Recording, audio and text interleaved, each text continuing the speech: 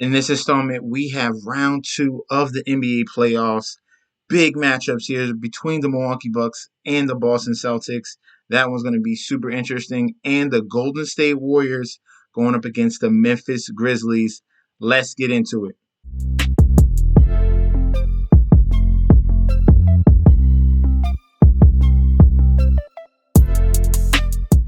Hey, yo!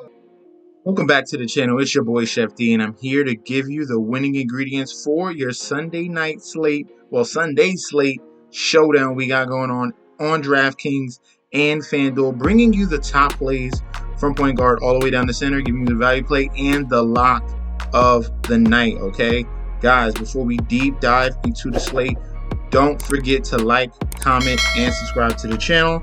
Follow me on Instagram and Twitter at MetsNetsJetsD. Also, follow me on TikTok at chef_D91. Picks will be posted on there as well, a free pick. And also, don't forget to sign up for the Patreon. We had only one play on that previous day between the Grizzlies and the Minnesota Timberwolves. You can already guess who I chose. Of course, I chose the Memphis Grizzlies. They went on to win yet again, another comeback in that late fourth quarter. Very impressive performance from this feisty Memphis Grizzlies team. Guys, sign up for the Patreon, and guys, don't forget to subscribe to the channel. We are currently at 853. Yes, 853. The goal is 1K. 1K will be the cash giveaway to that 1,000th subscriber. All right, let's continue to pushing forward, and I'll continue putting solid videos together, especially that last one, that showdown slate between Memphis and Timberwolves. I told you about Jaren Jackson. I even put Brandon Clark on the thumbnail, okay? I even gave you that. I warned you about Cat, and I told you to play Anthony Edwards. Like, I'm trying to give you great plays, all right? Just continue to listen. I'm definitely want to hear feedback as well. Don't forget to comment down below. All right, let's get into this 2-game slate we got going on for Sunday. Starting off at the point guard position, we have the Defensive Player of the Year, Marcus Smart, for the Boston Celtics. And we know the blueprint of the Milwaukee Bucks, okay? Watching that Bulls series, we know to a T what are the specific guys that should go off. The specific guys that should go off are going to be the three-point shooters, all right? They clog the middle and force you to take long-range jumpers, all right? They put their big trees down low, Brook Lopez, Giannis, Bobby Portis, all right? They get the easy rebound and they try to kick out for a fast break, either Giannis or kick out to Jrue Holiday, but we see it. So see, these guys that are going to be knocking down shots are going to need to step up. Marcus Smart can play both sides of the ball. We already know what he's going to provide for us with steals and rebounds because he's very scrappy down low. But he is stepping up to another level with the assists. So we should see a lot of ball movement, a lot of drive and kick scenarios. So this can be a plus spot for his assist position for Marcus Smart. And he's one of the better three-point shooters on the Boston Celtics and one of the higher shot takers of that three ball for the Boston Celtics. As you can see against the Nets, 3 of 7, 2 of 10, 1 of 6, 4 of 9. A lot of three-point shot attempts are going Marcus Smart ways. He should get a lot of scenarios where he's going to see an open three-point shot, and at 6,200, I think that's too cheap. If he's going to be put in situations to knock down a shot, he has shown that he can do it. He put plenty of nails in the coffin going up against the Brooklyn Nets, and he's going to do that exact same thing going up against the Milwaukee Bucks. So I love Marcus Smart at 6,200. Let's go on to the shooting guard position, and we're going to look at Klay Thompson at 7,100. He's the quietest but most productive, okay, of all these Golden State Warriors guys. Obviously, we got Curry, we got Poole, we got Wiggins as well. Klay Thompson has been solid, all right? A lot of eyes are going to be scared on Poole and Curry and forget about the most lethal one of them, and that's going to be Klay Thompson.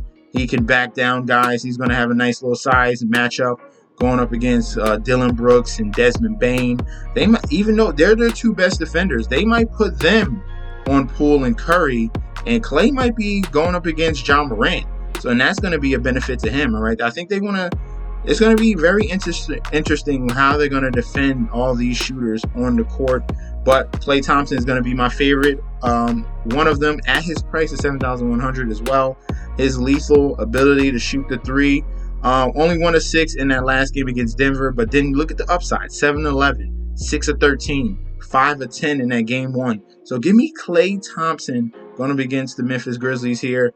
This should be a very high-scoring affair as well.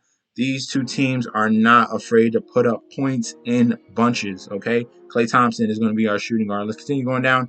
We're looking at the small forward position, and we're going with Dillon Brooks, okay? Dillon Brooks is at a very nice, cheap price.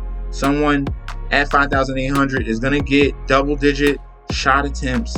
If he chips in with the peripherals, that'll be gravy, okay? But we need him to knock down shots, similar to Bogdan and Bojan Bogdanovic. Very similar to those guys, where they are the scorers for the team, and they don't chip in much with the assists and rebounds. We've seen some more production from Dillon Brooks in those both departments in that Minnesota series, and some steals. Okay, he averaged a steal in each one of those games. We're getting someone, like I said, getting the 15 to 20 shot attempts.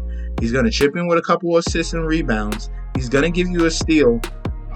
If he's knocking down those threes, giving you the bonus on DraftKings as well, that's another plus. I like him as a scorer to keep up pace going up against the Golden State Warriors. They're going to need Dillon Brooks to step up another notch and be very, very, very aggressive and get those guys in foul trouble, okay?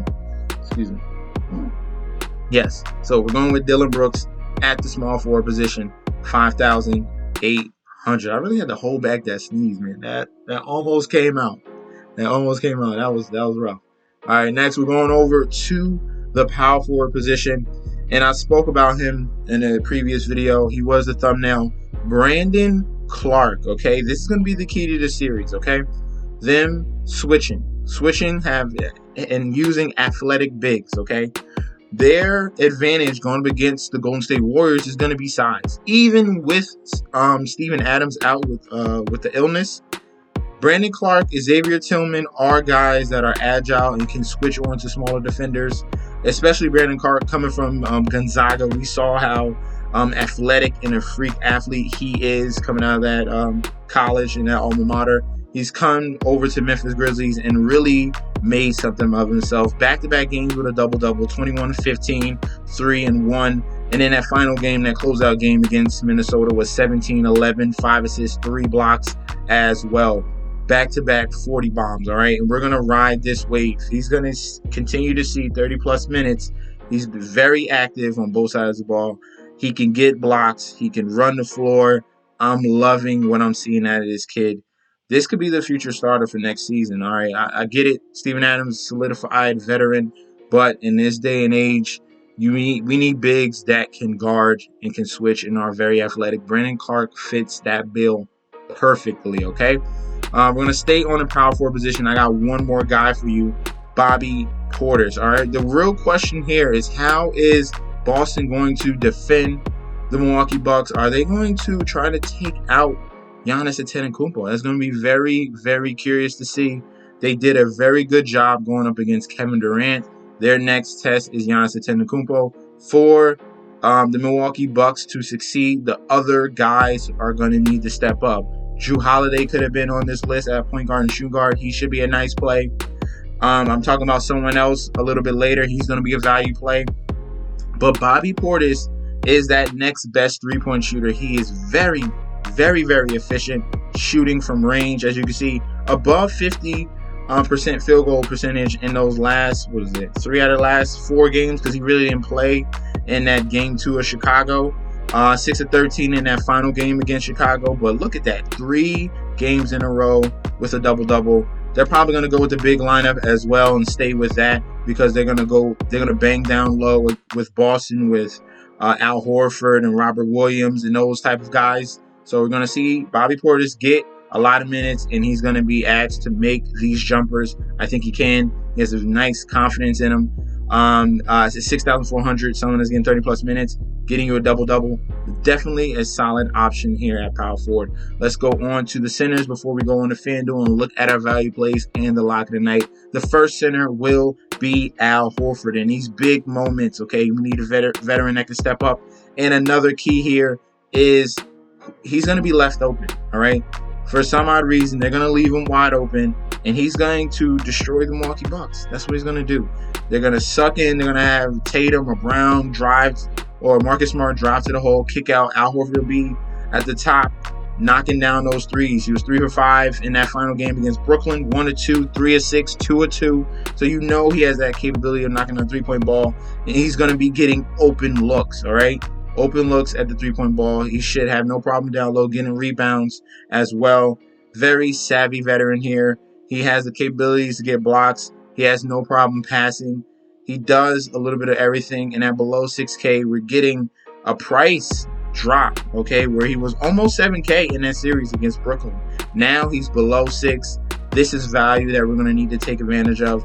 He's going to get big minutes going against Milwaukee in their big lineup. I'm liking Al Horford at the center, okay? Got one more center for you guys, and that will be Jaren Jackson Jr. We finally got the no foul game, okay? Well, he got 5 fouls, but it wasn't, 3 fouls in the first quarter. Like, it wasn't what it usually was for Jaren Jackson. He was able to stay on the court for important minutes, got you 18 and 14 with a nice double-double, 1 assist, 2 blocks, 1 steal. I had some money on him, 20 points and a win. That almost came through. But Jaren Jackson, very, very solid play here as long as he doesn't stay in foul trouble. And I don't think in this type of series where there's not a cat, all right? There's not anyone he's going to have to be too afraid of. We got a lot of jump shooters on the Golden State Warriors side, and he's going to have to worry about Draymond Green, who's not really going to do much down low and get Jaren Jackson in foul trouble. So we can have a very solid option here at the center position. If he should avoid those foul troubles, he has high upside at 5,900. I love Jaren Jackson Jr. at the center position. Let's go over to FanDuel and let's look at our value plays and then the lock of the night. The first one we're going to look at is Grayson Allen here. We got for the Milwaukee Bucks. He stepped up ever since Middleton was ruled out with that injury. Grayson Allen is taking his game to the next level. 5,600. I don't know what the Bulls were doing, leaving him open constantly. Yes, you have to be cognizant of Giannis Antetokounmpo, but at some point, would you rather give up a 2-point shot or a 3-ball? Especially at the percentage that the Milwaukee Bucks were hitting the 3-ball at. I'd rather give up the layup. Let Giannis do Giannis, all right? I don't want the casting characters to go off. That's what I would have thought as a defender. But, hey, look, I'm not a coach. So they let Grayson Allen go off. Now he's confident, and he's going to be coming in this series ready to knock down big threes going up against Boston Celtics. They're going to have a scheme against Giannis. So Grayson Allen, Bobby Portis are going to be guys, Jrue Holiday are going to be guys that need to step up. And at these prices, they are value, okay? Next guy we got is a real punt play here. Gary Payton, okay? Gary Payton here, the son of Gary Payton. He's coming in a situation. When they go to that death lineup, I think they like Gary Payton in there as well because he is a top-notch defender. He has a little bit of size to him, but I really do like what I saw out of him as an extra next-level defender out on the court with Curry, with Klay, with Draymond, or leave Draymond out and go Gary Payton Poole and really go small. So they can get really creative with their lineups. Gary Payton saw a boost in minutes. Let's just double check that. He's at 3,800 in that final game against the Denver Nuggets. He had 25 minutes, came up with 14 points, 3 rebounds, and 3 assists, 1 block, 1 steal. So you see that defensive prowess right there. He had 32 fantasy points. I'm liking him on FanDuel at 3,800. If you're looking at Gary Payton on DraftKings, he is 3,400. So even cheaper, okay? Real pump play here. Pay up at some other spots. And then our last value play of the day will be Grant Williams, okay? This is their stretch big here. Similar to Georges Niang for the 76ers. Similar to Bobby Portis, all right? A power forward that can knock down the three-point ball. He's been becoming more and more confident with that three-point ball shot later as the season has gone on. And he really was detrimental to the Brooklyn Nets. Really destroyed them in some big games because he was being left open for an ungodly nose. I don't know why. And he was knocking down consistent jump shots, providing energy, getting timely rebounds. Grant Williams at 4,400 is another good value play of the day, all right? And now let's go on to the lock of the night. The lock of the night will be Stephen Curry, okay?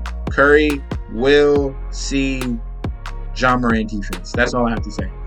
He will see Ja Morant defense in this series, and Ja Morant defense is not good, okay?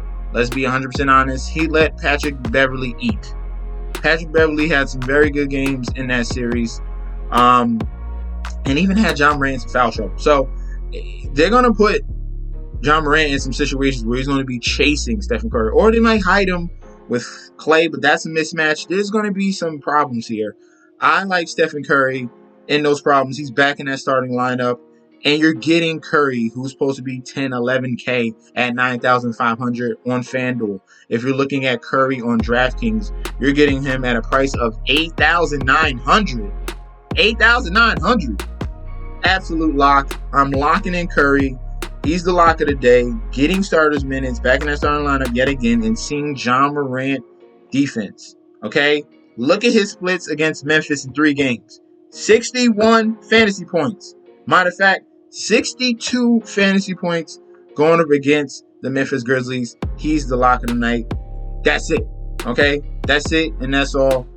Let me know in that comment section down below if you have any other suggestions at point guard, shooting guard, small forward, power forward, center, value play, or lock of the night. I got Steph Curry. I'm loving this matchup here, especially in game 1. We're going to go with that. Let me know in that comment section below if you have any other suggestions. Fine, let me know down below. Guys, don't forget to like, comment, and subscribe to the channel. Don't forget to follow me on Instagram. Don't forget to follow me on Twitter at MetsNetsJetsD. All right? And don't forget to sign up for the Patreon. Patreon, that link will be down below as well. I appreciate you guys for tuning in. I'll be back very, very soon with another video. Peace out.